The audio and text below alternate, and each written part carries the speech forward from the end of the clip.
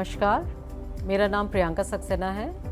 मैं disaster management institute home department government of MP में assistant director हूँ। मैं आपको थोड़ा सा डिज़ास्टर मैनेजमेंट इंस्टीट्यूट के बारे में बताना चाहूँगी। डिज़ास्टर मैनेजमेंट इंस्टीट्यूट हमारे मध्य प्रदेश में जितनी भी आपदाएं हैं उससे संबंधित ट्रेनिंग देता है। हम लोग अवेयरनेस प्रोग्राम करते हैं जिलों में जाके।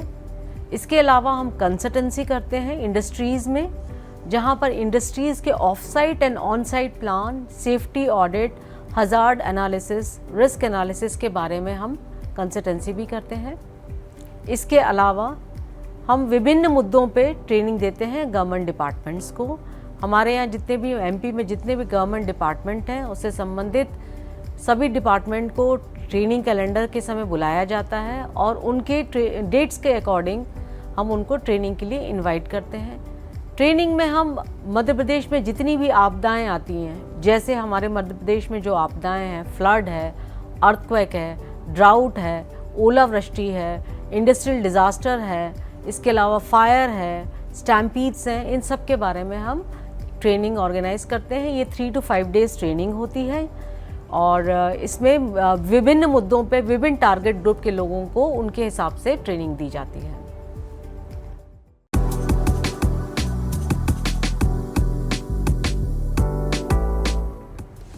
इस प्रोग्राम का ऑब्जेक्टिव ये है, चूँकि एज वी नो कि आज इंफॉर्मेशन टेक्नोलॉजी हर फील्ड में आ गई है और हम इसका इस्तेमाल, चूँकि आप मोबाइल में ऐप्स आ गए हैं, मोबाइल में आप सब चीज़ देख सकते हैं, सेंट्रलाइज आपके पास चीज़ें हैं देखने के लिए, कभी भी आप किसी भी जानकारी को मोबाइल में या लैपटॉप में दे सकते हैं। तो हम ये देखेंगे इंफॉर्मेशन टेक्नोलॉजी का हम इस्तेमाल डिज़ास्टर मैनेजमेंट में कहाँ कहाँ कर सकते हैं। Will start. जो हम जिन विषयों पर चर्चा करेंगे वो हमारी रहेंगी, सबसे पहले हम कुछ वेबसाइट्स देखेंगे।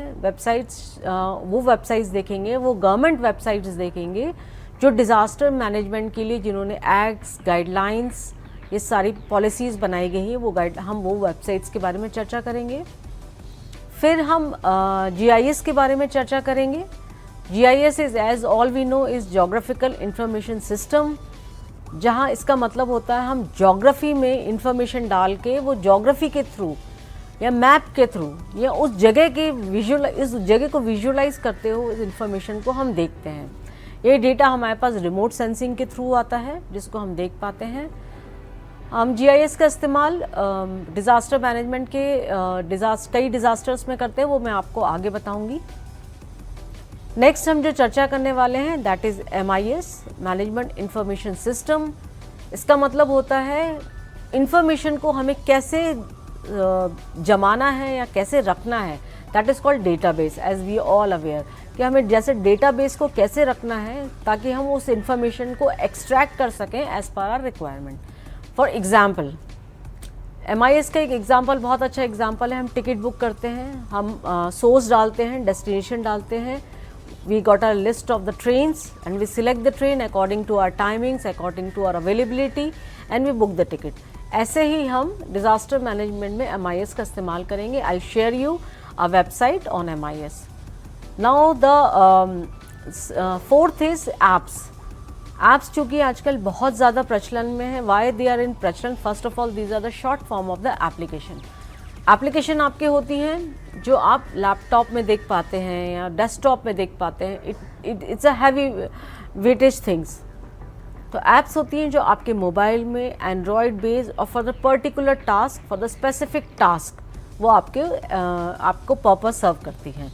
तो हम कुछ ऐप्स के बारे में चर्चा करेंगे जो हमारे डिज़ास्टर मैनेजमेंट में काम में आती हैं।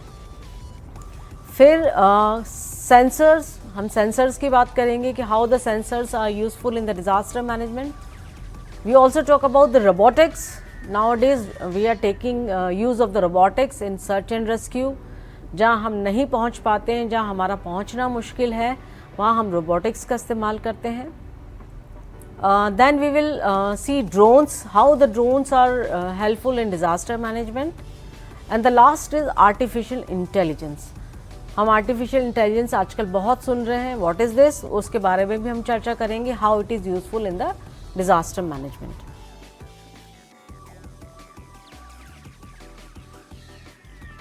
इस प्रशिक्षण पाठ्यक्रम में, जो डिजास्टर मैनेजमेंट के आधुनिक तकनीकी दृष्टिकोण पर आधारित है, यह कोर्स आपको बताएगा कि कैसे डिजिटल टूल्स, स्पेस टेक्नोलॉजी और आर्टिफिशियल इंटेलिजेंस जैसी तकनीकें आपदा से जुड़ी तैयारियों और प्रतिक्रियाओं को और अधिक प्रभावी बनाती है। आइए एक नजर डालते हैं इस पाठ्यक्रम के 5 महत्वपूर्ण मॉड्यूल्स पर। मॉड्यूल 1, GIS और रिमोट सेंसिंग की भूमिका आपदा प्रबंधन में। इस मॉड्यूल में आप सीखेंगे कि किस तरह GIS और रिमोट सेंसिंग तकनीकें प्राकृतिक आपदाओं के जोखिम मूल्यांकन और राहत प्रयासों को सटीकता के साथ अंजाम देती हैं। मॉड्यूल 2, डिजास्टर मैनेजमेंट में इंटरनेट और स्पेस टेक्नोलॉजी की भूमिका। यह मॉड्यूल बताएगा कि इंटरनेट, मौसम पूर्वानुमान प्रणाली और उपग्रह तकनीकें किस प्रकार आपदा की पूर्व चेतावनी और जानकारी के त्वरित प्रसार में मदद करती हैं। मॉड्यूल 3, आपदा प्रबंधन में डेटा और डिजिटल संसाधनों का उपयोग। यहाँ आप जानेंगे कि डेटाबेस सिस्टम, रिसोर्स इन्वेंट्री और अलर्ट एप्लीकेशन जैसे डिजिटल टूल्स रिस्पॉन्स टीमों को किस तरह तेज और सटीक निर्णय लेने में सहायता करते हैं। मॉड्यूल 4, IoT और ड्रोन तकनीक से इंडस्ट्रियल डिजास्टर मैनेजमेंट को सशक्त बनाना। इस भाग में हम समझेंगे कि स्मार्ट सेंसर, ड्रोन और IoT डिवाइसेस किस तरह औद्योगिक आपदाओं की निगरानी और रोकथाम में क्रांतिकारी भूमिका निभा रहे हैं। मॉड्यूल 5, AI आधारित केमिकल डिजास्टर रिस्पॉन्स, एक smart approach.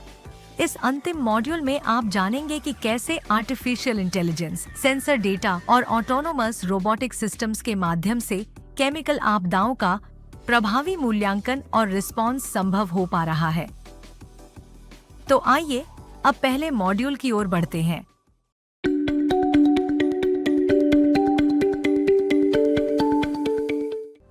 What is the role of technology in disaster management? Though it is not possible to completely avoid the disaster, but the suffering can be minimized by creating proper awareness of the likely disasters and its impact by developing a suitable warning system, disaster preparedness and management of disasters through application of information technology tools. The changing trends have opened up a large number of scientific and technological resources and skills to reduce the disaster risk. I tell you one thing, किसी भी आपदा को manage करने के लिए, आपदा चूँकि आप जानते होंगे, आपदा का मतलब होता है बड़े स्तर पे जान माल की हानि। किसी भी आपदा को मैनेज करने के लिए उसके 4 लेवल्स बनाए जाते हैं।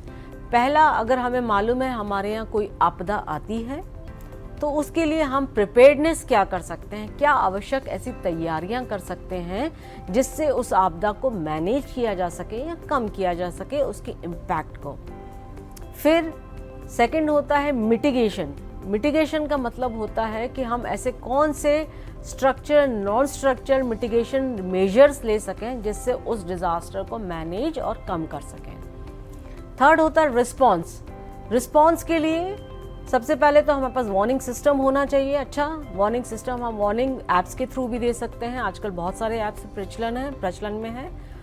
वार्निंग दे सकते हैं कि ये आपदा आने वाली है, इससे बचाव की तैयारी करें, ये आपदा आपके नियरेस्ट बाय आपके हिट कर गई है, इससे आप क्या बचाव कर सकते हैं, उसकी बचाव की सूचना भी दे सकते हैं उस ऐप्स के थ्रू।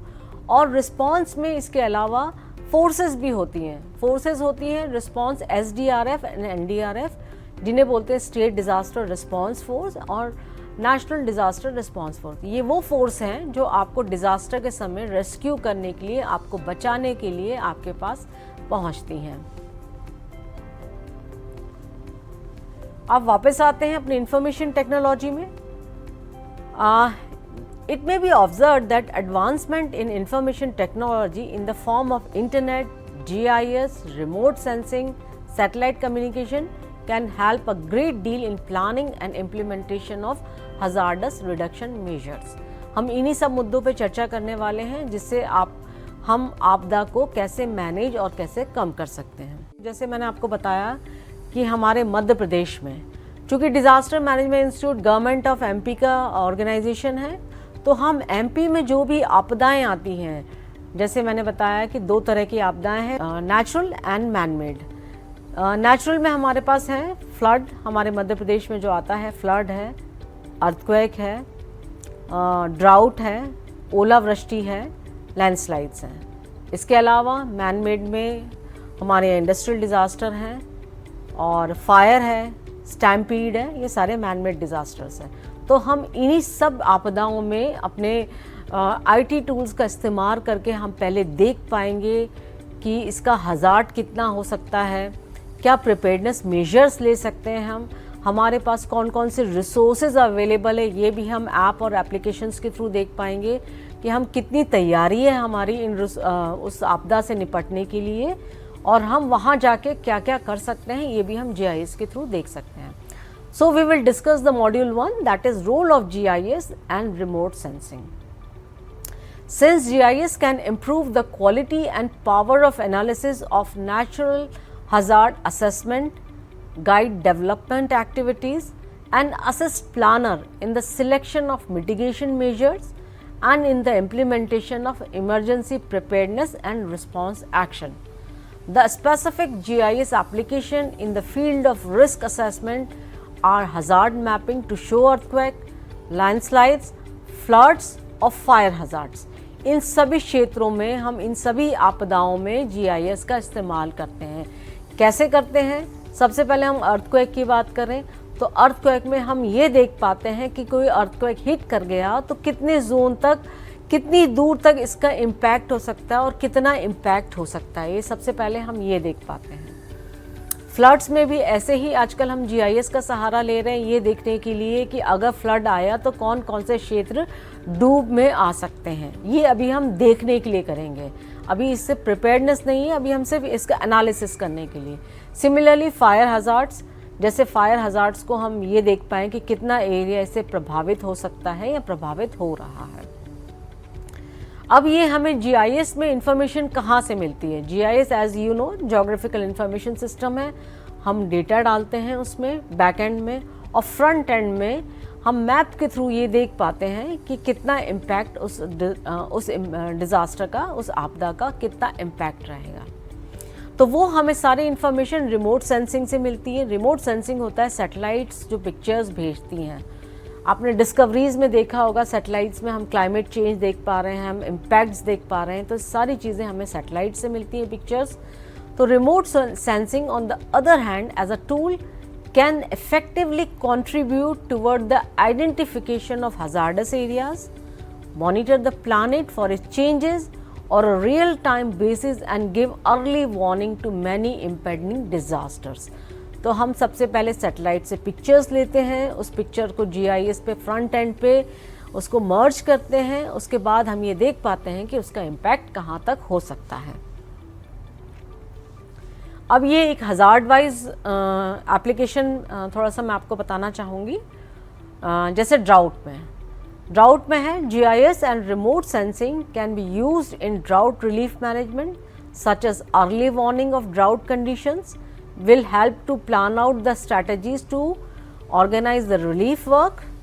इसमें क्या होता है, आपको सैटेलाइट से पिक्चर्स मिलती हैं। सैटेलाइट डेटा में be use to target potential groundwater sites for tanking up while digging programs. Satellite data provides valuable tools for evaluating areas subject to desertification. ये आपको बताता है कि कितने एरिया में ड्राउट का इम्पैक्ट पड़ेगा और डेजर्टिफिकेशन कहाँ तक होगा।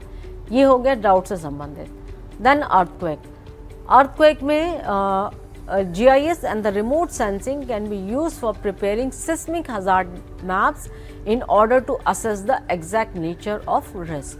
जैसा कि मैंने आपको पहले बताया, वैसे मैं आपको बता दूं जो MP है वो जोन 2 और जोन 3 में, as we all know earthquake को जोन वाइज बांटा गया है उसके मैग्नीट्यूड के हिसाब से। तो हम ये देख पाते हैं कि उसका इम्पैक्ट कहाँ तक होगा और उसको असेस कर पाते हैं कि वो अर्थक्वेक के कारण कितने एरियाज इम्पैक्ट होंगे। Now come to the landslides.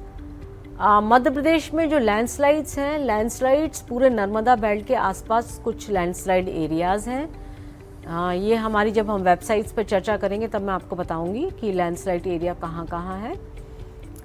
GIS की बात करते हैं। Landslide hazard zonation map able to provide help concerning location, extend to the slip area likely to be the affected and rate of mass involvement of the slope mass, कि कितना आपको वहाँ impact पड़ेगा landslide का, किस area तक पड़ेगा, कौन से रूट्स होंगे, ये सारी चीज़ें हम GIS के थ्रू देख पाते हैं। ऑल्सो जब कोई भी आपदा आती है तो सर्च एंड रेस्क्यू में भी GIS का बहुत बड़ा रोल होता है। GIS can be used in carrying out the search and rescue operations in a more effective manner by identifying areas that are disaster prone and zoning them according to the risk magnitude। जैसे हम वहाँ आप ये भी जानते होंगे, यहाँ मैं आपको बता दूँ, GIS में आप लेयर्स भी स्टडी कर सकते हैं, तो आप वहाँ की लेयर्स को भी देख पाते हैं कि वहाँ पत्थर है, मिट्टी है, क्या है। अगर हमको सर्च एंड रेस्क्यू ऑपरेशंस चलाना है तो उसमें भी GIS is helpful in search and rescue.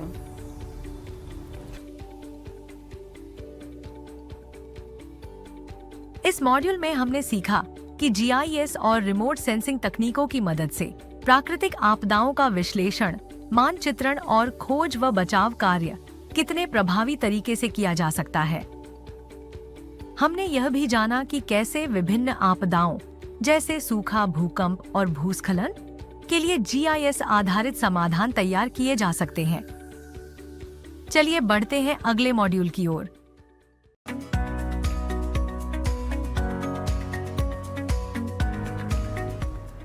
Module 2 में हम देखेंगे नाउ इंटरनेट का आज क्या रोल है। Internet, everything is dependent on the now internet. अगर इंटरनेट नहीं होगा तो हम कुछ भी सर्च नहीं कर पाएंगे information. So this is for the role of internet in disaster management. The internet provides a useful platform for disaster mitigation communication. It provides a new and potentially option for the rapid, automatic and global dissemination of disaster information. A number of individual and groups, including several national meteorological services, are experimenting with the internet for real-time dissemination of weather operations, forecast satellite and other data. अगर हमारे पास internet नहीं होगा तो हमें उस वक्त information नहीं मिल पाएगी, इसका मतलब ये है।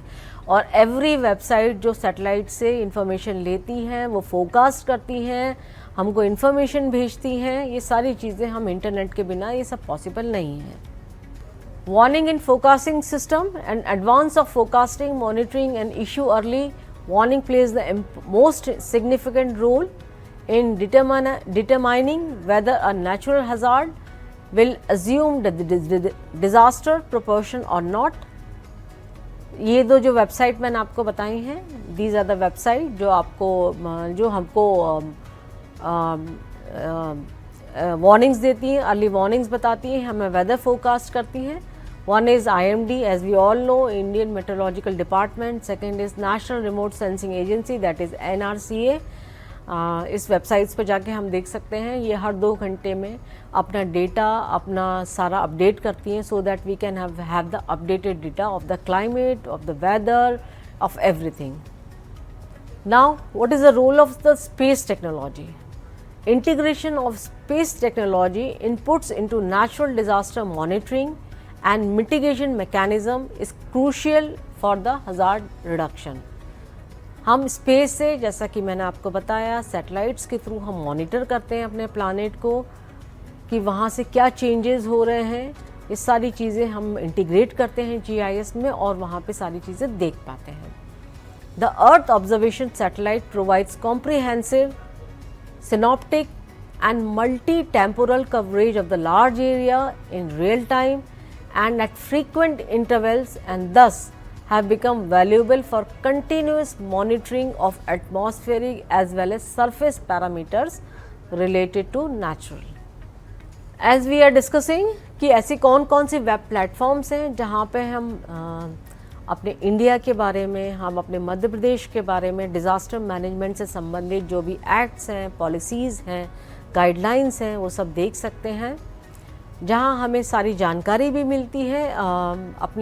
हमारे मध्य प्रदेश में, इवन हमारे भारत देश में जो भी आपदाएं आती हैं उससे संबंधित जानकारी मिलती है, कौन कौन से क्षेत्रों में आती हैं, कहाँ कहाँ ये आपदाएं आती हैं, उससे रिलेटेड हम कौन सी प्रिपेयर्डनेस कर सकते हैं और रिस्पॉन्स क्या होगा, हमारे प्रिवेंटिव मेजर्स क्या हो सकते हैं, ये सारी जानकारी हमें इन वेबसाइट्स में मिलती है। सबसे पहले हम बात करते हैं, जो मैंने वेबसाइट सबसे पहले लिखी है, that is national disaster management authority, that is called NDMA। NDMA ने एक डिज़ास्टर मैनेजमेंट एक्ट 2005 बनाया गया है। डिज़ास्टर मैनेजमेंट एक्ट 2005 के अकॉर्डिंग हमारे देश में 4 तरह के प्लान्स बनाए जाते हैं। One is called national action plan, second is state disaster management plan, third is district disaster management plan, और फिर तहसील और ब्लॉक लेवल पे। तो ये चारों प्लान्स बनाए जाते हैं, क्योंकि हमारे देश में जो आपदाएं हैं वो ज़रूरी नहीं है हमारे राज्य में हो, हमारे राज्य में जो आपदाएं ज़रूरी नहीं है वो डिस्ट्रिक्ट में हो। जैसे हमारे मध्य प्रदेश में अर्थक्वेक है, तो भोपाल में अर्थक्वेक का कोई थ्रेट नहीं है। इसी तरीके से हर डिस्ट्रिक्ट के अपना डिज़ास्टर मैनेजमेंट प्लान बनता है, राज्य का अपना डिज़ास्टर मैनेजमेंट प्लान बनाया जाता है, और देश का अपना डिज़ास्टर मैनेजमेंट प्लान बनाया जाता है। इसके लिए एक फ्रेमवर्क बनाया गया है, उस फ्रेमवर्क के अकॉर्डिंग प्लान बनाया जाता है। उस फ्रेमवर्क में 4 तरह की जानकारियाँ होती हैं। सबसे पहले तो जहाँ भी जिस जगह का भी डिज़ास्टर मैनेजमेंट प्लान बन रहा है, उस जगह की से संबंधित सारी जानकारी उस फर्स्ट चैप्टर में रहती है, जिसे हम डेमोग्राफिक प्रोफाइल भी बोल सकते हैं। और उसके अलावा उस राज्य या अगर उस देश या हम ज़िले की बात करते हैं, तो उस ज़िले में कितनी सड़कें हैं, कितने बांध हैं, कितनी नदियां हैं, क्या क्लाइमेट है, रेनफॉल कितना है, कौन कौन सी इंडस्ट्रीज़ हैं, वहाँ का एडमिनिस्ट्रेटिव सिनेरियो, वहाँ का एजुकेशनल सिनेरियो, वहाँ का पॉपुलेशन डेंसिटी क्या है, सारी जानकारी आपको फर्स्ट चैप्टर में मिलती है। सेकेंड चैप्टर में उसी प्लान में हम ये बात करते हैं कि वहाँ के उस चैप्टर को बोला जाता है HVCRA, जिसे हिंदी में बोलते हैं वहाँ पे कौन कौन सी आपदाएं या हज़ार्ड कौन कौन से हो सकते हैं। आपदाओं का मतलब होता है आपदा जो आती है, और हज़ार्ड का मतलब होता है उनकी संभावनाएं रह सकती हैं। तो कौन कौन सी ऐसी आपदाओं की वहाँ संभावना है उस क्षेत्र में, और उसके अलावा उसकी वनरेबिलिटी मतलब जैसा मैंने आपको बताया कि अर्थक्वेक की वनरेबिलिटी जोन वाइज होती है, वैसे वहाँ कितना वो वनरेबल है, कितनी तीव्रता से आता है। फिर कैपेसिटी असेसमेंट का मतलब होता है कि हमारे पास उस आपदा से निपटने के लिए हमारी क्या कैपेसिटी है, हमारे पास कितने रिसोर्सेज अवेलेबल हैं। रिसोर्सेज भी 3 प्रकार के होते हैं। फर्स्ट होता है ह्यूमन रिसोर्सेज, हमारे पास उससे संबंधित स्किल्ड ह्यूमन रिसोर्सेज या रिस्पांस टीम, फिर मेडिकल सप्लाईज, और इसके अलावा इक्विपमेंट्स में जो भी उस आपदा से संबंधित इक्विपमेंट्स की ज़रूरत होती है, वो इक्विपमेंट्स की एक लिस्ट हमारे पास तैयार होनी चाहिए, वो भी मैं आपको वेबसाइट्स में बताऊंगी। ये तो हो गया सेकंड चैप्टर। थर्ड चैप्टर में कहते हैं कि वो प्लान कौन बनाएगा। अगर हम डिस्ट्रिक्ट की बात करते हैं तो डिस्ट्रिक्ट में डिस्ट्रिक्ट डिज़ास्टर मैनेजमेंट कमेटी होती है। डिस्ट्रिक्ट डिज़ास्टर मैनेजमेंट कमेटी में चेयरमैन इज़ द कलेक्टर, इसके अलावा चेयरमैन रहते हैं और मेंबर्स रहते हैं, जिसमें मेंबर्स में EE, SDM and SP, CMO, these are the members. इनकी एक कमेटी बनाई जाती है जो ये इंश्योर करती है कि हमारे डिस्ट्रिक्ट का या उस क्षेत्र का डिज़ास्टर मैनेजमेंट प्लान तैयार हो, और उसके अकॉर्डिंग हम उस प्लान के अकॉर्डिंग रिस्पॉन्स कर पाएँ या प्रिपेयर्डनेस कर पाएँ। तो ये थर्ड चैप्टर उसमें होता है उस प्लान में। फोर्थ चैप्टर कहता है प्रिपेयर्डनेस, हमारे पास कौन कौन सी आवश्यक तैयारियां कर सकते हैं हम उस आपदाओं से निपटने के लिए। इसमें हर डिपार्टमेंट्स को उनसे संबंधित रिस्पॉन्सिबिलिटीज़ या निर्देश दिए जाते हैं, आवश्यक निर्देश दिए जाते हैं कि वो उस आपदाओं के आने के पहले, जैसे फ्लड आने के पहले कलेक्टर एक मीटिंग लेते हैं और सभी डिपार्टमेंट्स को निर्देश करते हैं कि उन्हें क्या क्या तैयारियां करके रखनी चाहिए। It can be human resources, it can be equipments, it can be medical supplies. इस तरीके से ये प्लान बनाया जाता है। तो ये सारी जानकारियाँ हमको NDMA की वेबसाइट पे दी जाती हैं। इसके अलावा NDMA की वेबसाइट में DM Act 2005 गाइडलाइंस हैं, जिसमें आप NDMA की जब आप गूगल में सर्च करेंगे NDMA तो आपको NDMA के वेबसाइट पे आप उसकी URL सर्च कर पाएंगे। तो उस वेबसाइट पे गाइडलाइंस हैं। गाइडलाइंस सभी डिज़ास्टर से रिलेटेड है। It can be industrial disaster, it can be chemical disaster, nuclear disaster, it can be natural disaster, any disaster, सभी disaster से related वहाँ पे guidelines हैं। फिर आते हैं हम सेकेंड वेबसाइट पे, that is national institute of disaster management, उसे बोलते हैं NIDM। NIDM की जैसे आप गूगल में सर्च करेंगे NIDM, it's a national platform for ये similar to DMI, we are DMI, we are disaster management institute, ये नेशनल प्लेटफॉर्म है, हम स्टेट प्लेटफॉर्म है। ये हर राज्य को उसमें आने वाली आपदाओं से संबंधित ट्रेन करता है, इसका काम भी ट्रेनिंग है। आप इस वेबसाइट पे जाके ट्रेनिंग एनरोल कर सकते हैं। इसमें ऑनलाइन ट्रेनिंग प्रोग्राम्स हैं, सेल्फ स्टडी प्रोग्राम है। इसके अलावा यह देश में आने वाली जितनी भी आपदाएं हैं उससे संबंधित सारी prevention measures, do's and don'ts इस वेबसाइट पे दिए गए हैं।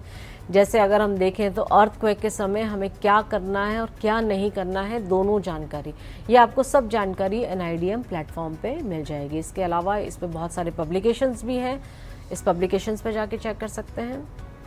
नाउ हमारा डिज़ास्टर मैनेजमेंट इंस्टीट्यूट, जैसा कि अब हमने बताया कि डिज़ास्टर मैनेजमेंट इंस्टीट्यूट ट्रेनिंग देता है। हमारे मध्य प्रदेश राज्य में जितने भी डिपार्टमेंट्स हैं उन सभी डिपार्टमेंट्स को, इसके अलावा कुछ कस्टमाइज ट्रेनिंग्स भी करते हैं। जैसे हम लोग NDRF के लिए इंडस्ट्रियल ट्रेनिंग करते हैं और इंडस्ट्रीज़ को भी ट्रेनिंग देते हैं।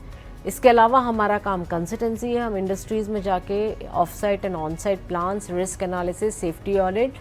ऑफ साइट और ऑन साइट प्लान के बारे में मैं आपको बताना चाहूँगी। ऑन साइट प्लान होता है अगर उस इंडस्ट्री में अंदर को ही आपदा आ जाती है, मतलब कोई केमिकल का रिसाव हो जाता है, ऐसा केमिकल जिसके रिसाव से आपदा घट सकती है या नुकसान हो सकता है, भारी मात्रा में जान माल की हानि हो सकती है, उससे निपटने के लिए एक ऑन साइट प्लान बनाया जाता है। और ऑफ साइट का मतलब होता है अगर वो इंडस्ट्री के बाहर इसका रेसिडेंशियल एरिया में अगर इसका इम्पैक्ट आ गया तो वो ऑफ साइट प्लान होता है। ऑफ साइट प्लान की जिम्मेदारी डिस्ट्रिक्ट एडमिनिस्ट्रेशन के पास होती है। हम लोगों ने बहुत पहले भोपाल का ऑफ साइट प्लान बनाया था, जिसमें हम लोगों ने भोपाल में जितनी भी MH इंडस्ट्रीज़ थी उसको सबको आइडेंटिफाई करके उससे बचाव के तरीके, assemble point, shelter points, emergency control room, escape routes, emergency escape route, सारे ये GIS पे इस सब चीज़ों को हमने दिखाया गया था। कुछ और वेबसाइट्स भी हैं, Gujarat state disaster management authority, Asian disaster preparedness centre, international strategy for disaster reduction, इन सब पे भी आपको डिज़ास्टर के बारे में, डिज़ास्टर मैनेजमेंट से संबंधित जानकारियाँ मिल जाएंगी।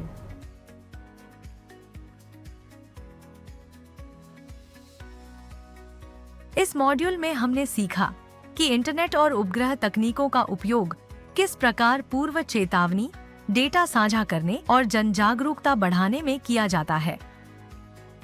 इसके साथ ही हमने विभिन्न वेब प्लेटफॉर्म्स और संस्थानों की भूमिका को भी समझा जो डिजास्टर मैनेजमेंट में सहायता करते हैं।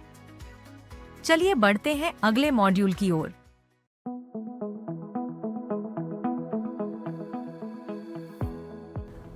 Now we come to the module 3। जैसा कि हमने फर्स्ट स्लाइड में चर्चा करी थी, हम बात कर रहे थे MIS, IDRN और DBMS की। DBMS क्या होता है? Database management system. डेटा को हम कलेक्ट करते हैं, जो भी डेटा हमको मिलता है उसको कलेक्ट करते हैं, उसको एक जगह ऑर्गेनाइज करते हैं। उस डेटा से हम फ्रंट एंड पे जो भी इंफॉर्मेशन रिट्रीव करना चाहते हैं उससे रिट्रीव करते हैं। सो DBMS is the collection of data from which information can be retrieved in a user friendly way। अब हम DBMS का कहाँ का इस्तेमाल करते हैं? एक प्लेटफॉर्म में आपको बताऊंगी रिसोर्स के लिए, जहाँ हम सारे रिसोर्सेज देख पाते हैं और रिसोर्सेज जहाँ पर हैं उनसे कांटेक्ट कर पाते हैं, वो प्लेटफॉर्म में आपको बताऊंगी। इसके अलावा हमने DBMS का इस्तेमाल इंडस्ट्रीज़ के टॉक्सिक केमिकल्स के डेटा के लिए भी रखा है। जैसा कि हम लोगों ने एक पंजाब के लिए एक प्लेटफॉर्म बनाया था, DBMS बेस्ड था वो, जिसमें पंजाब के डिस्ट्रिक्ट में जितनी भी इंडस्ट्रीज़ हैं उस इंडस्ट्रीज़ में कौन कौन से टॉक्सिक केमिकल्स हैं और उन केमिकल्स के क्या क्या प्रिवेंशन मेजर्स हो सकते हैं अगर वो रिलीज़ होते हैं, तो उससे संबंधित जानकारी उस एप्लीकेशन में दी गई थी। वो भी GIS बेस्ड था और उसमें DBMS का इस्तेमाल किया गया था। अब ये जानकारी क्यों दी, मैं आपको थोड़ा सा इसमें आपको यूनियन कार्बाइड की तरफ ले जाना चाहूँगी। जब यूनियन कार्बाइड से गैस रिलीज़ हुई थी तो किसी को नहीं मालूम था कि MIC गैस रिलीज़ हुई है, और अगर मालूम भी होता तो ये नहीं मालूम था कि MIC गैस रिलीज़ के क्या प्रिवेंशन मेजर्स हैं। तो ये सारी जानकारी हमने DBMS में इंक्लूड करी थी, जिसको हमने पंजाब के लिए बनाया था।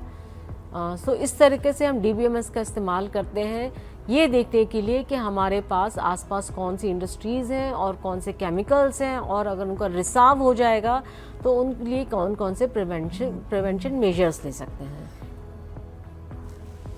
सेकंड प्लेटफॉर्म जो मैंने आपको बता रही हूँ दैट इज़ रिसोर्स इन्वेंट्री के लिए प्लेटफॉर्म है। इसे कहा जाता है IDRN, India disaster resource network. ये एक सेंट्रलाइज्ड प्लेटफॉर्म है।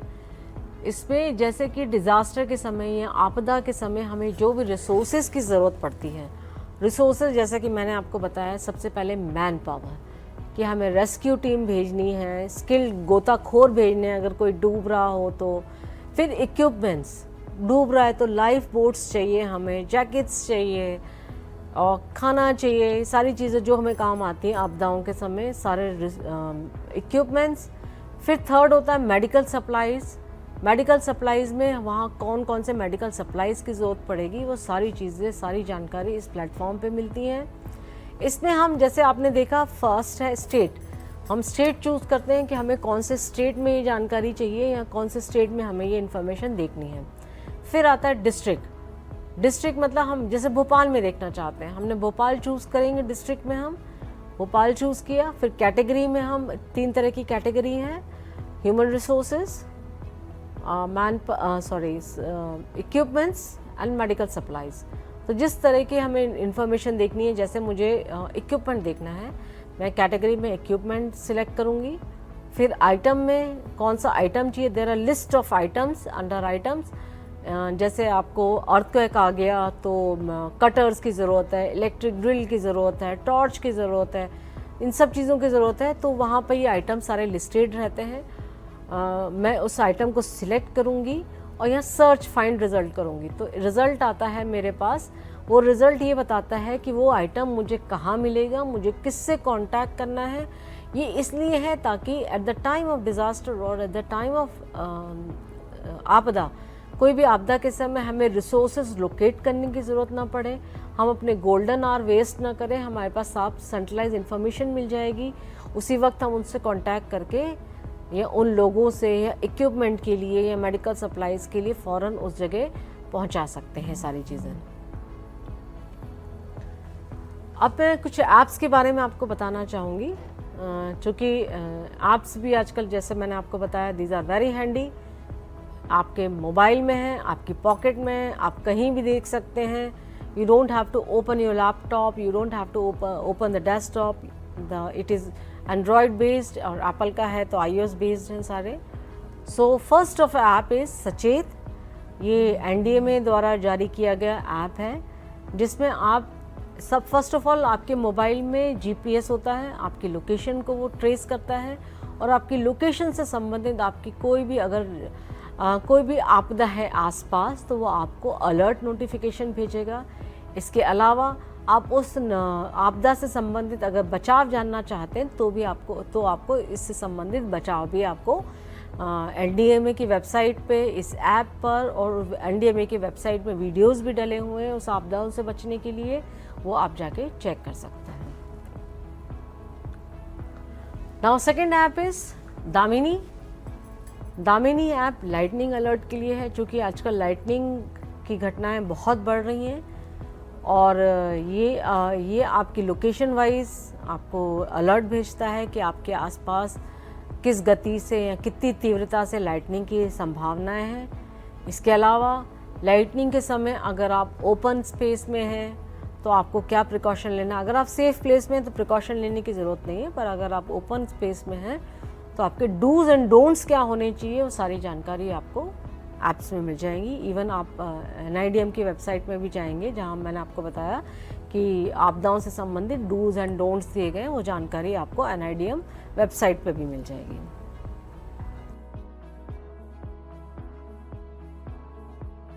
इस मॉड्यूल में हमने सीखा कि कैसे database management system, resource inventory और अलर्ट ऐप्स इमरजेंसी की स्थिति में त्वरित निर्णय लेने में मदद करते हैं। हमने यह भी जाना कि IDRN जैसे संसाधन किस तरह से ग्राउंड लेवल पर सहायता प्रदान करते हैं। चलिए बढ़ते हैं अगले मॉड्यूल की ओर।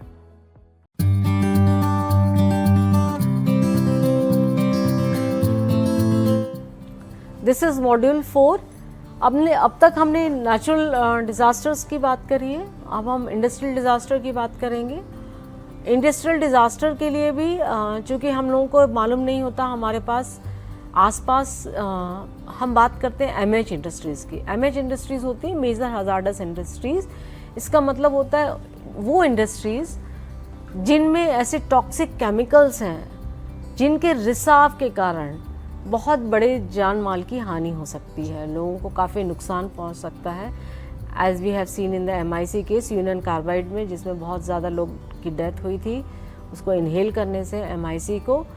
तो हमको ऐसी जानकारी कैसे मिल सकती है, या हमारे पास ऐसी कौन सी जानकारी होनी चाहिए, या हम इंडस्ट्रियल डिज़ास्टर को कम करने के लिए ऐसे कौन कौन से IT टूल्स का इस्तेमाल कर सकते हैं जिससे हम केमिकल डिज़ास्टर को कम कर पाएँ, देख पाएँ, प्रिपेयर्डनेस कर पाएँ, उसकी तैयारी कर पाएँ और अपने आप को बचा पाएँ। केमिकल डिज़ास्टर की अगर हम बात करें तो टाइप ऑफ डिज़ास्टर्स जो होते हैं वो होते हैं toxic gas leaks, explosions, fires, chemical spills, equipment malfunction, human errors and natural disasters.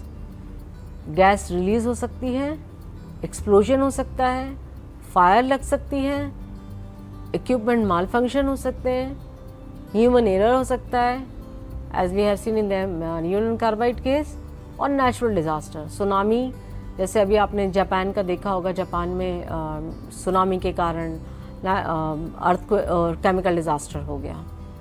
अब इस इम्पैक्ट ऑफ केमिकल डिज़ास्टर्स क्या है? Impact of the chemical disasters, it is on the environmental damage, human casualties, damage to the industrial infrastructures and reputation. Now what is the need for enhanced monitoring and prevention? Due to increasing complexity of industrial system, the growing demand for proactive risk management and early detection, हम उसको manage कर पाएँ पहले ही और उसको early detect कर पाएँ उस डिज़ास्टर को बड़ा होने से। कुछ की टर्मिनोलॉजीज़ हैं इंडस्ट्रियल डिज़ास्टर में, जिसे फर्स्ट हम चर्चा करते हैं सिचुएशनल अवेयरनेस की। सिचुएशनल अवेयरनेस मतलब उस जगह जाकर हमें रिस्पॉन्ड क्या करना है, करना क्या है, हम पैनिक ना हो और उस समय हमें क्या डिसीजन लेना है। इसमें हम AI का इस्तेमाल भी करते हैं, जो मैं आपको आगे बताऊँगी। Situational awareness is real-time understanding of environment, risk and operations. It is critical for the disaster prediction, prevention and response in industrial settings. Second is drones, जिसे हम UAV भी बोलते हैं। ड्रोन्स का इस्तेमाल हम लोग कहाँ करते हैं? जहाँ हम लोग नहीं जा सकते हैं, जहाँ हम लोग देख नहीं पाते हैं उस जगह के सिनेरियो को, जैसे आग लग गई है इंडस्ट्री में, या फिर केमिकल का रिसाव हो गया है, वहाँ हम हार्ड टू रीच एरियाज़ हैं, वहाँ हम नहीं जा सकते, सिनेरियो को देख नहीं पा रहे हैं, कोई फंस गया है, उस सारी चीज़ों में हम ड्रोन्स का इस्तेमाल करते हैं। We are all aware, drones जो हैं वो ऊपर उड़ते हुए अनआर्म्ड व्हीकल्स हैं ये, जो आप ऊपर उड़ के पिक्चर कैप्चर करते हैं और वहाँ सेंसर से भी सेंस कर सकते हैं कि वहाँ का सिनेरियो क्या है, और उस डेटा को हम तक पहुँचाते हैं ताकि हम उन चीज़ों को विजुअलाइज कर पाएँ और एनालिसिस कर पाएँ। The third is internet of things, जिसे IoT बोलते हैं। It's a real time monitoring through connected devices, जहाँ जैसे ही डेटा आया हम सभी संबंधित लोगों को उस डेटा को भेज पाएँ, उसके मॉनिटरिंग कर पाएँ और सभी से हम उससे बारे में जानकारी ले पाएँ। Fourth is big data in AI। अभी हम AI की चर्चा करेंगे, जिसमें हमें डेटा चाहिए होगा, और डेटा सभी पुराने एक्सपीरियंसेस, पुराने डेटा सबको मिला के हम लोग एक बिग डेटा बनाया जाता है, जिस पे AI अपना डिसीजन लेता है। AI इज़ आर्टिफिशियल इंटेलिजेंस, जो पुराने डेटा पे या डेटा उसके पास जो उसके अकॉर्डिंग डिसीजन देता है कि हमें क्या करना चाहिए अगर उस वक्त पैनिक की स्थिति में, या उस समय डिसीजन क्या हो सकता है। कुछ AI के पीछे कुछ मॉडल्स होते हैं, एल्गोरिथम्स होती हैं, उसके अकॉर्डिंग वो अपना प्रेडिक्शन देता है। फिर GIS एंड मैपिंग, मैंने अभी GIS की बात करी कि GIS को भी हम अगेन इंडस्ट्रियल डिज़ास्टर में इस्तेमाल करते हैं। इंडस्ट्रियल डिज़ास्टर में जैसा कि मैंने आपको बताया कि हमने भोपाल का ऑफ साइट प्लान बनाया और हम इंडस्ट्रियल के ऑफ साइट प्लान बनाते हैं। वहाँ ये दिखाते हैं कि अगर उस इंडस्ट्री में कोई भी केमिकल का रिसाव हो जाता है तो किस एरिया तक या कहाँ तक इसका इम्पैक्ट होगा। इम्पैक्ट भी हम लोग जोन वाइज डिवाइड करते हैं कि इसका इम्पैक्ट इसके बाहर सेफ होगा, यहाँ तक लोगों को ले जा सकते हैं, शेल्टर पॉइंट्स कहाँ बना सकते हैं, इसके अलावा एस्केप रूट्स क्या हो सकते हैं, इसके अलावा हम रिसोर्सेज को कहाँ से मोबिलाइज करके वहाँ तक पहुँचा सकते हैं। इन सारी चीज़ों में हम GIS और मैपिंग का इस्तेमाल करते हैं।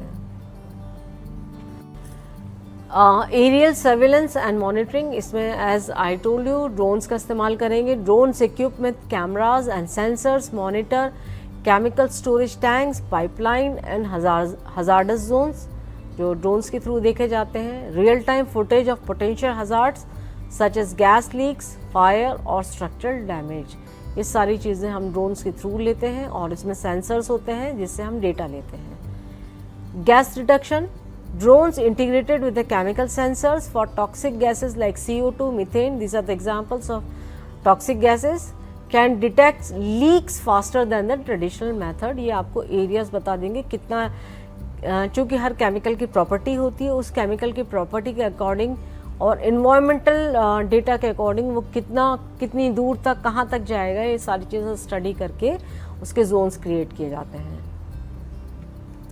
UAV, as we know, can fly over the hazardous areas where the human access is limited or dangerous. The next thing is thermal imaging, detecting overheating equipments, leaks, overheating जो equipments होते हैं thermal imaging के through उसको देखा जा सकता है। Leak देख सकते हैं एंड एबनॉर्मल हीट पैटर्न्स को भी स्टडी कर सकते हैं थर्मल इमेजिंग के through. Early detection of fire hazards और इक्विपमेंट माल फंक्शन को भी थर्मल इमेजिंग के थ्रू मॉनिटर किया जा सकता है। नाउ जो IoT इंटरनेट ऑफ थिंग्स है, हम लोग रियल टाइम डेटा कलेक्शन करते हैं उसका, वो कहाँ का इस्तेमाल होता है इसके बारे में हम देखेंगे। स्मार्ट सेंसर्स एंड डिवाइसेस जो होते हैं, IoT devices placed on the pipelines, walls and critical equipments, वहाँ का फटाफट डेटा लेके डेटा भेज देते हैं IoT के थ्रू, ताकि हम ये देख पाएँ उस कोई माल फंक्शनिंग तो नहीं है, कोई लीकेज तो नहीं है, कोई ओवर प्रेशर तो नहीं है, या कोई वहाँ टेम्परेचर वेरिएशंस तो नहीं है। सारी चीज़ें हम IoT डिवाइसेस के थ्रू स्टडी कर पाते हैं। इसमें मैं आपको थोड़ा सा और बताना चाहूँगी कि ये जैसे मैं इंडस्ट्रियल डिज़ास्टर की बात कर रही हूँ, इसमें हम नेचुरल डिज़ास्टर्स में भी कई जगह ये देख पाते हैं कि IoT सेंसर्स हम लोग प्लेस करते हैं, वहाँ ये देख पाते हैं कि वहाँ का ग्राउंड लेवल कितना कम चला गया है, ड्राउट की क्या समस्या हो सकती है, फ्लड की क्या समस्या होती है, सारी चीज़ें हम स्मार्ट सेंसर डिवाइसेस के थ्रू भी देख पाते हैं। Sensors monitor temperature, pressure, vibrations, human humidity, gas levels and equipment performance in the real time. Now the real time data transmission, आपके पास डेटा आ गया, अब इसका ट्रांसमिशन करना है। Data send to the central monitoring system for analysis, हम analysis करते हैं, उसे GIS लेयर्स में मर्ज करते हैं, फिर उसे विजुलाइज कर पाते हैं, उसका इम्पैक्ट और उसके प्रिपेयर्डनेस के लिए भी हम तैयारी कर पाते हैं। Data allows operations to make decisions based on the current conditions, automatic shutdown in case of a detected hazard, हम डिसीजन ले पाते हैं उस डेटा के अकॉर्डिंग विजुलाइज करके, एनालिसिस करके। नाउ द प्रेडिक्टिव मेंटेनेंस में कहाँ IoT का इस्तेमाल होता है। IoT can help predictive equipment failures before they occur, reducing the risk of accidents and downtime. Sensors track wear and tear indicators, allowing for timely maintenance intervention। ये पहले ही sensors detect कर लेते हैं कि कहाँ माल फंक्शनिंग है, कहाँ लीकेज है, ये सारी चीज़ें प्रोडक्टिव मेंटेनेंस में आ जाती हैं। Now IoT is use for the integrated data system, data integrate कहाँ कहाँ होता है। Combining data from the drones, IoT sensors, weather monitoring and external database to create a comprehensive situational awareness platform। जैसा कि मैंने आपको पहले ही बताया कि situational awareness का मतलब होता है हम उस सिचुएशन में हैं जहाँ हमें डिसीजन लेना है और हम सही डिसीजन ले पाएँ उस फैक्टर्स, उस डेटा फैक्टर्स के अकॉर्डिंग, वहाँ के इन्वायरमेंटल कंडीशन के अकॉर्डिंग, वहाँ के सिनेरियो के अकॉर्डिंग। तो ये सारी चीज़ें हमें जो भी डेटा हमारे पास आता है ड्रोन्स के थ्रू, सेंसर्स के थ्रू, वेदर कंडीशंस के थ्रू, और जो डेटा हमें मिले हैं उनके थ्रू हम एक अपने डिसीजन मेकिंग पे उस आपदा से रिलेटेड हम उस डिसीजन को ले पाते हैं। Now the centralize monitoring system, इसके लिए GIS पे भी और AI पे भी एक सेंट्रलाइज मॉनिटरिंग सिस्टम डेवलप किया गया है। Unified dashboard to visualize real time data from sensors, drones and other sources, AI driven analytics for quick identification of emerging risk और abnormal conditions। ये सारी चीज़ें हमारे पास एक सेंट्रलाइज मॉनिटरिंग सिस्टम में आ जाती हैं ताकि हम आगे अब ऑटोमेटेड अलर्ट्स एंड नोटिफिकेशन दे पाएँ या मोबिलाइज कर पाएँ अपने उस डिज़ास्टर को मैनेज करने के लिए रिसोर्सेज मोबिलाइज कर पाएँ। Automated alerts triggered when preset thresholds, जैसे ही प्रीसेट थ्रेशोल्ड से ऊपर आता है, gas leak, temperatures are breached, जैसे ही ब्रीच होते हैं ऑटोमेटेड अलर्ट्स मिल जाते हैं। SMS, ईमेल और automated calls to operators, safety managers and responders को सभी मैसेजेस चले जाएंगे। यह एक स्लाइड है जिसमें आपको थोड़ा सा मैं ये बताना चाह रही हूँ कि ड्रोन्स की हमें ज़रूरत क्यों पड़ी है। ये कुछ पॉइंट्स है, वैसे तो मैं आपको बता चुकी हूँ, पर ये ड्रोन्स की ज़रूरत इसलिए पड़ती है for the quick evaluation of hard to reach areas, fast problem detection, no shutdown, mitigate risk, achieve operational excellence, reduce cost, high level safety for workers, high quality images. ये सारी चीज़ें हमें इंडस्ट्रियल डिज़ास्टर में drones हमारे इस काम आता है अगर कोई भी इंडस्ट्रियल डिज़ास्टर होता है या होने की संभावना हो सकती है।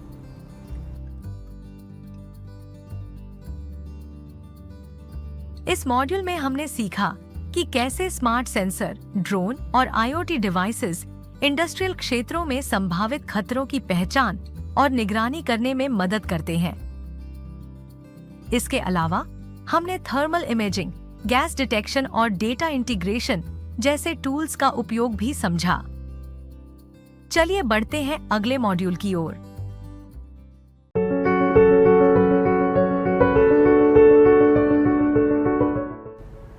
Now we come to the module 5. We will talk about the AI. सबसे ज़्यादा आजकल जो प्रचलन में है that is AI. AI is artificial intelligence.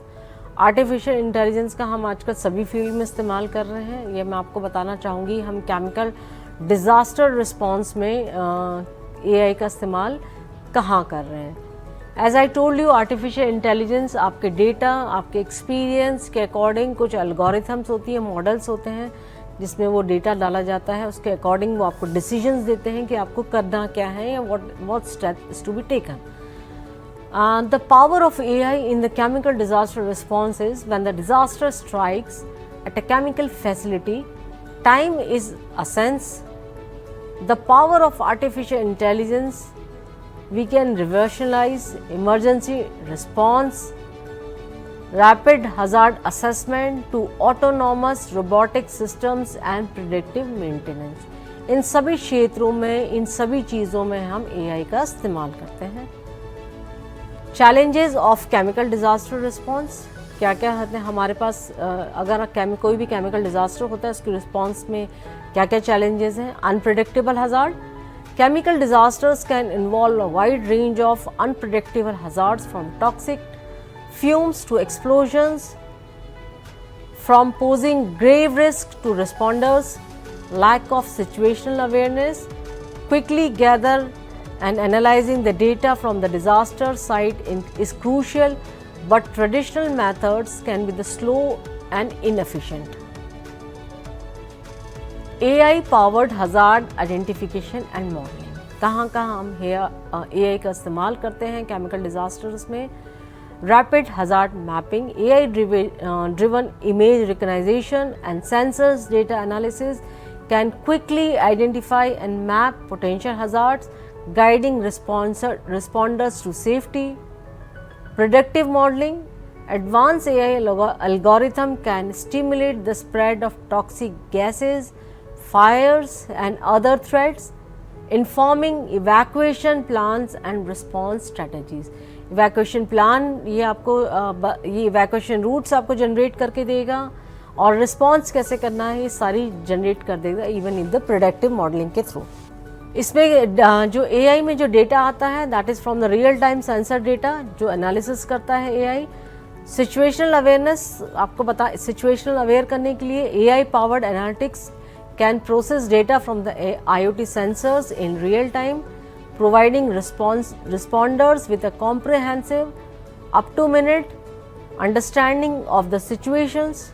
Early warning systems AI can detect early warning and trigger early warning allowing to proactive response and the prevention of the disasters.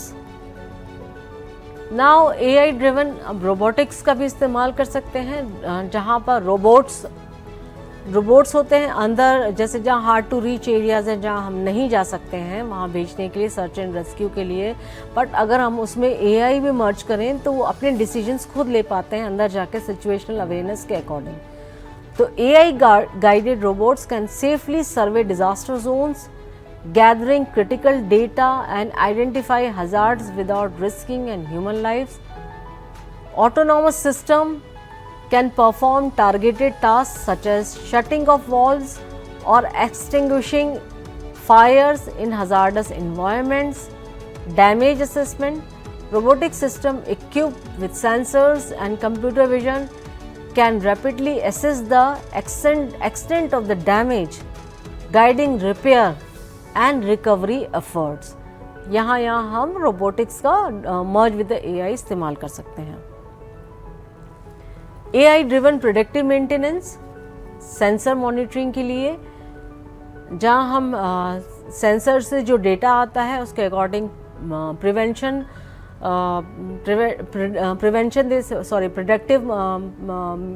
Predictive maintenance के लिए alerts जारी कर सकते हैं जिसमें sensor monitoring होती है, predictive modelling होती है और ऑटोमेटेड डायग्नोस्टिक होती है.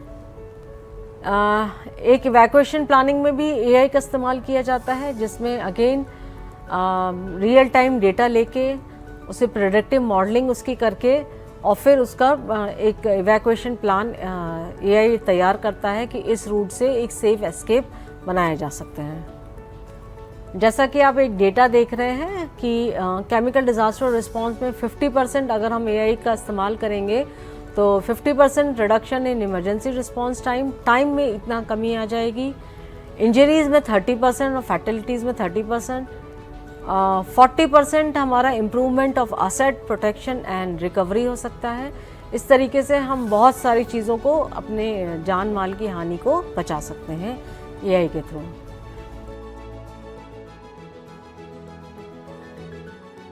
इस मॉड्यूल में हमने सीखा कि कैसे AI की मदद से real time data analysis, hazard mapping और autonomous robotic systems disaster response को स्मार्ट और प्रभावी बनाते हैं. हमने यह भी समझा कि प्रेडिक्टिव मॉडलिंग और अर्ली वार्निंग सिस्टम्स किस तरह जान माल के नुकसान को कम कर सकते हैं. चलिए बढ़ते हैं कोर्स के निष्कर्ष की ओर.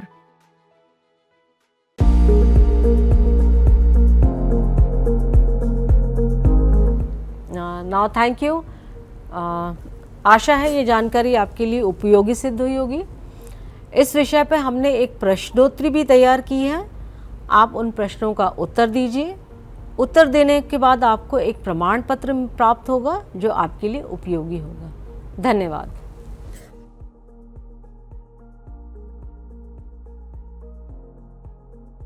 इस कोर्स की समाप्ति में हम सीख चुके हैं. आइए देखते हैं कोर्स से मिली मुख्य जानकारियाँ. GIS और रिमोट सेंसिंग की मदद से आपदा की पहचान, जोखिम मूल्यांकन और रेस्क्यू ऑपरेशंस को ज्यादा सटीक और प्रभावी बनाया जा सकता है. इंटरनेट, वेब प्लेटफॉर्म और उपग्रह तकनीकों के जरिए पूर्व चेतावनी, मौसम पूर्वानुमान और जानकारी का त्वरित प्रसार संभव होता है. डिजिटल डेटा सिस्टम जैसे DBMS और IDRN और मोबाइल ऐप्स इमरजेंसी की स्थिति में संसाधनों और निर्णयों को कुशलतापूर्वक मैनेज करते हैं. IoT डिवाइसेस, ड्रोन और स्मार्ट सेंसर तकनीक इंडस्ट्रियल डिजास्टर्स की निगरानी, पूर्वानुमान और सुरक्षा उपायों को बेहतर बनाते हैं। आर्टिफिशियल इंटेलिजेंस, ऑटोनोमस रोबोट्स और रियल टाइम डेटा एनालिसिस के माध्यम से केमिकल डिजास्टर्स का प्रभावी रेस्पॉन्स और प्रबंधन संभव होता है। चलिए बढ़ते हैं अंतिम प्रश्नावली की ओर।